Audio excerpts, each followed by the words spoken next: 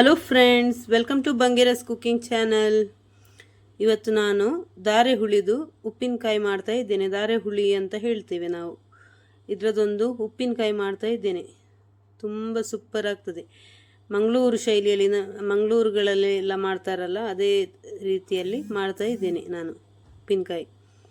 ಇದಕ್ಕೆ ಹುರ್ಕೊಳ್ಳಿಕ್ಕೆ ಏನಿಲ್ಲ, ಎಲ್ಲ ಇಂಗ್ರೀಡಿಯೆಂಟ್ಸ್ ಎಲ್ಲ ಹಸಿಯೇ ಹಾಕಿ ಮಾಡೋದು. ತುಂಬ ರುಚಿಯಾಗ್ತದೆ. ಈ ಥರ ಇನ್ಸ್ಟೆಂಟಾಗಿ ದಿಢೀರಂತ ಮಾಡೋದು, ಏನು ಇದಿಲ್ಲ, ಉಪ್ಪು ಹಾಕಿ ಇಡಲಿಕ್ಕೆ ಏನಿಲ್ಲ, ರಪ್ಪ ಅಂತ ಮಾಡ್ಬೋದು. ಇದನ್ನು ಹೇಗೆ ಮಾಡೋದು ಅಂತ ಹೇಳಿ ತೋರಿಸ್ಕೊಡ್ತೇನೆ ಫ್ರೆಂಡ್ಸ್. ನನ್ನ ಚಾನಲನ್ನು ಸಬ್ಸ್ಕ್ರೈಬ್ ಮಾಡದೆ ನೋಡ್ತಿದ್ರೆ ಸಬ್ಸ್ಕ್ರೈಬ್ ಮಾಡಿ, ಲೈಕ್ ಮಾಡಿ, ಶೇರ್ ಮಾಡಿ. ವಿಡಿಯೋವನ್ನು ಆದಷ್ಟು ಸ್ಕಿಪ್ ಮಾಡದೆ ಪೂರ್ತಿಯಾಗಿ ನೋಡಿ ಫ್ರೆಂಡ್ಸ್. ನೋಡಿ, ದಾರೆ ಹುಳಿ ನೋಡಿ, ಸ್ವಲ್ಪ ದಾರೆ ಹುಳಿ ಉಂಟು, ತುಂಬ ಇಲ್ಲ, ಸ್ವಲ್ಪ ಇರೋದು. ಇದರದೊಂದು ಉಪ್ಪಿನಕಾಯಿ ಮಾಡ್ತಾ ಇದ್ದೇನೆ ನಾನು. ನೋಡಿ, ಇದನ್ನೀಗ ಕಟ್ ಮಾಡಬೇಕು. ನೋಡಿ, ಚೆನ್ನಾಗಿ ತೊಳೆದು ನಾನು ಒಂದು ಕ್ಲೀನ್ ಬಟ್ಟೆಯಲ್ಲಿ ಒರೆಸಿ ಎಲ್ಲ ಇಟ್ಟಿದ್ದೇನೆ. ಒಳ್ಳೆ ಬಟ್ಟೆಯಲ್ಲಿ ಒರೆಸಿ ಎಲ್ಲ ಇಟ್ಟಿದ್ದೇನೆ. ಇದ್ರದ್ದು ನೋಡಿ, ಈ ಥರ ದಾರ ತೆಗಿಬೇಕು. ನೋಡಿ, ಈ ಥರ ಸೈಡಿದು ದಾರ ತೆಗಿತಾ ಇದ್ದೇನೆ ನಾನು. ಚೆನ್ನಾಗಿ ಒರೆಸ್ಬೇಕು, ಒದ್ದೆ ಎಲ್ಲ ಇದ್ದರೆ ಚೆನ್ನಾಗಿ ಒರೆಸಿ ಕ್ಲೀನ್ ಮಾಡಿ ಈ ಥರ ಕಟ್ ಮಾಡ್ತಾ ಇದ್ದೇನೆ. ನೋಡಿ, ಎರಡು ಬದಿ ತುದಿ ಕಟ್ ಮಾಡಬೇಕು ಮತ್ತು ಸೈಡಿದು ದಾರ ಎಲ್ಲ ತೆಗಿತಾ ಇದ್ದೇನೆ. ಇದು ಆರೋಗ್ಯಕ್ಕೂ ತುಂಬ ಒಳ್ಳೆಯದು ಫ್ರೆಂಡ್ಸ್. ಈ ಶುಗರಿಗೆಲ್ಲ ಒಳ್ಳೆಯದಂತ ಹೇಳ್ತಾರೆ. ಮತ್ತು ಈ ಬಾಯಿಯಲ್ಲಿ ಹುಣ್ಣು ಆದರೆ ಎಲ್ಲ ಉಂಟಲ್ಲ, ಇದನ್ನು ಸೇವಿಸಿದರೆ ಒಳ್ಳೆಯದಂತ ಹೇಳ್ತಾರೆ. ಹುಣ್ಣಿಗೆಲ್ಲ ಒಳ್ಳೆಯದಂತ, ತುಂಬ ತಂಪು ಕೂಡ ಇದು. ನೋಡಿ, ಈ ಥರ ನೋಡಿ, ದಾರ ಎಲ್ಲ ತೆಗೆದು ಇಟ್ಟಿದ್ದೀನಿ. ಇದನ್ನಿನ್ನು ಕಟ್ ಮಾಡಬೇಕು. ನೋಡಿ, ಇದನ್ನೀಗ ನಾನು ಇದು ರೌಂಡ್ ಆಗಿ ಕಟ್ ಮಾಡ್ತೇನೆ. ಒಂಥರ ಸ್ಟಾರ್ ಶೇಪಲ್ಲಿ ಬರ್ತದೆ ಇದು. ನೋಡಿ, ಕಟ್ ಮಾಡುವಾಗ ಈ ಥರ ನೋಡಿ,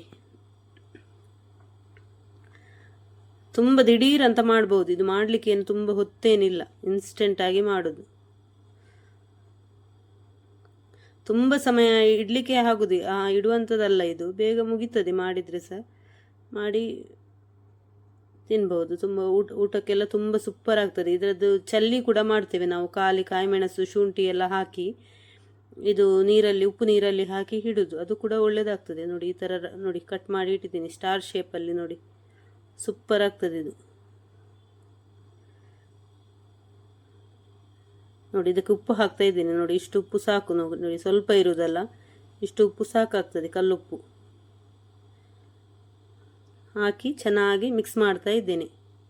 ಉಪ್ಪು ಕಮ್ಮಿ ಅಂತ ಅನಿಸಿದರೆ, ಕಮ್ಮಿ ಆದರೆ ಮತ್ತೆ ಬೇಕಿದ್ರೆ ನಿಮಗೆ ಹಾಕ್ಬೋದು, ಮತ್ತೆ ಕೂಡ ಹಾಕಿ ಅಡ್ಜಸ್ಟ್ ಮಾಡ್ಬೋದು ಒಮ್ಮೆ ಕಮ್ಮಿ ಆದರೆ. ನೋಡಿ, ಒಂದು 10ರಿಂದ 17 ಇದು ಮೆಣಸು ತಗೊಂಡಿದ್ದೇನೆ ನಾನು, ಬ್ಯಾಡಗಿ ಮೆಣಸು. ಮತ್ತೊಂದು 7-8 ಇದು ಊರ ಮೆಣಸು, ಮತ್ತು ಒಂದು 2 ಟೇಬಲ್ ಸ್ಪೂನಷ್ಟು ಸಾಸಿವೆ ತಗೊಂಡಿದ್ದೇನೆ. ಎಲ್ಲ ಹಸಿಯೇ ಮಿಕ್ಸಿಗೆ ಹಾಕ್ತಾ ಇದ್ದೇನೆ ನಾನು. ನೋಡಿ, ಪೌಡ್ರ್ ಮಾಡ್ಕೊಳ್ತಾ ಇದ್ದೇನೆ. ನಿಮಗೆ ನೀರು ಹಾಕಿ ರುಬ್ಬೋದಾದರೆ ನೀರು ಹಾಕಿ ಕೂಡ ರುಬ್ಕೊಳ್ಬೋದು. ಆದರೆ ನೀರು ಹಾಕಿ ರುಬ್ಕೊಳ್ಳೋದಾದರೆ ನೀರನ್ನು ಚೆನ್ನಾಗಿ ಕುದಿಸಿ ತಣ್ಣಗಾದ ಮೇಲೆ ಹಾಕಬೇಕು, ಹಾಕಿ ಗ್ರೈಂಡ್ ಮಾಡಬೇಕು. ನೀರು ಹಾಕಿ ನೀವು ಪೇಸ್ಟ್ ಮಾಡೋದಾದರೆ. ನೋಡಿ, ಸ್ವಲ್ಪ ಅರಿಶಿನ ಪುಡಿ ಹಾಕ್ತಾ ಇದ್ದೇನೆ. ಇದನ್ನೀಗ ಪೌಡ್ರ್ ಮಾಡ್ಕೊಳ್ತಾ ಇದ್ದೇನೆ ನಾನು. ನೋಡಿ, ಪೌಡ್ರ್ ಮಾಡಿಕೊಂಡೆ. ಈಗ ಇದಕ್ಕೊಂದು ಸಣ್ಣ ಪೀಸ್ ಇಂಗು ಕೂಡ ಹಾಕ್ತಾ ಇದ್ದೇನೆ. ಇಂಗಿದು ಪರಿಮಳ ಕೂಡ ತುಂಬ ಒಳ್ಳೆಯದಾಗ್ತದೆ. ಉಪ್ಪಿನಕಾಯಿಗೆಲ್ಲ ಇಂಗು ಹಾಕೋದ್ರಿಂದ ಅದರ ಫ್ಲೇವರ್ ತುಂಬ ಚೆನ್ನಾಗಿರ್ತದೆ. ನೋಡಿ, ಈ ಥರ ಪೌಡ್ರ್ ಮಾಡ್ಕೊಂಡಿದ್ದೀನಿ. ನಿಮಗೆ ನೀರು ಹಾಕಿ ರುಬ್ಕೊಳ್ಳೋದಾದರೆ ನೀರು ಹಾಕಿ ಕೂಡ ರುಬ್ಕೊಳ್ಬೋದು. ನೋಡಿ, ಉಪ್ಪು ಹಾಕಿ ಇಟ್ಟಿದ್ದೇನಲ್ಲ, ಇದಕ್ಕೆ ಡೈರೆಕ್ಟ್ ಪೌಡ್ರ್ ಹಾಕ್ತಾ ಇದ್ದೇನೆ ನಾನು. ಈ ಮಸಾಲ ಪೌಡ್ರನ್ನು ಹಾಕಿ ಚೆನ್ನಾಗಿ ಮಿಕ್ಸ್ ಮಾಡ್ತೇನೆ. ನೀರೇನು ಹಾಕಲಿಕ್ಕೆ ಇಲ್ಲ, ನೀರು ಬೇಕಿದ್ದರೆ ನಿಮಗೆ ಹಾಕ್ಬೋದು, ಏನು ತೊಂದರೆ ಇಲ್ಲ, ಹಾಕಿ ಕೂಡ ಮಾಡ್ಬೋದು. ಚೆನ್ನಾಗಿ ಮಿಕ್ಸ್ ಮಾಡ್ತಾ ಇದ್ದೇನೆ. ಇದೀಗ ನಿಮಗೆ ಮಸಾಲ ಕಮ್ಮಿ ಅಂತ ಅನಿಸ್ತದೆ, ಕಮ್ಮಿ ಆದಾಗೆ ಕಾಣ್ತದೆ. ಮಸಾಲೆ ಏನು ಕಮ್ಮಿ ಏನಿಲ್ಲ. ಇನ್ನು ಈ ಉಪ್ಪಿದು ನೀರೆಲ್ಲ ಬಿಡ್ತದಲ್ಲ, ಬಿಟ್ಟಾಗುವಾಗ ಇದರಲ್ಲಿ ನೀರಿನ ಅಂಶ ಬರ್ತದೆ ಇದರಲ್ಲಿ. ಈಗ ಒಂಥರ ಡ್ರೈ ಉಂಟು ಇದು.